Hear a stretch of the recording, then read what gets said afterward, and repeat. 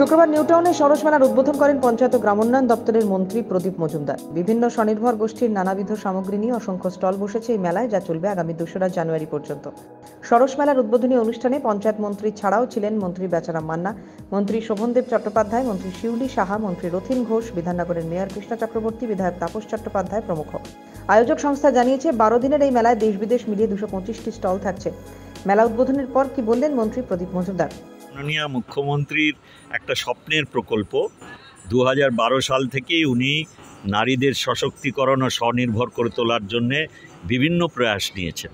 আজকে এটা এতই আকর্ষণীয় হয়েছে আমার গ্রাম অঞ্চলের মা বোনেদের কাছে যে ১০,৭০,০০০ রেজিস্টার্ড সেলফ হেল্প গ্রুপ হয়েছে। প্রত্যেকটিতে গড়ে ১০ জন করে থাকে।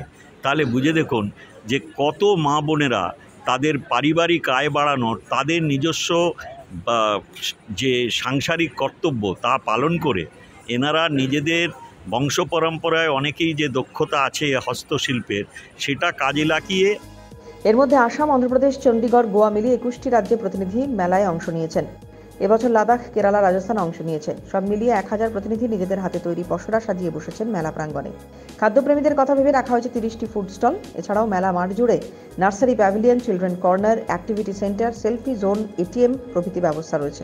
প্রতিদিন মেলার মূল মঞ্চে অনুষ্ঠিত হবে সাংস্কৃতিক অনুষ্ঠানও। মেলার উদ্বোধনী অনুষ্ঠানে উপস্থিত থেকে কি বলছেন মাননীয় খাদ্যমন্ত্রী রথীন ঘোষ? মুখ্যমন্ত্রী যেটা চান যে মহিলাদের যাতে আত্মনির্ভর এবং সশক্তিকরণ করা যায়, সেই কর্মসূচির জন্যে এই জায়গাটাকে বাছা হয়েছে।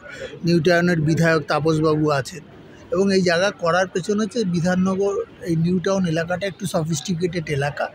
এর মধ্য দিয়ে আমাদের যারা জাতীয় পর্যায়ের প্রায় ২১টা রাজ্য এখানে পার্টিসিপেট করছে, অর্থাৎ তারা ওদের স্কিলটাও এরা জানবার একটা সুযোগ পাবে, আমাদের স্কিলটা ওরা জানবার একটা সুযোগ পাবে।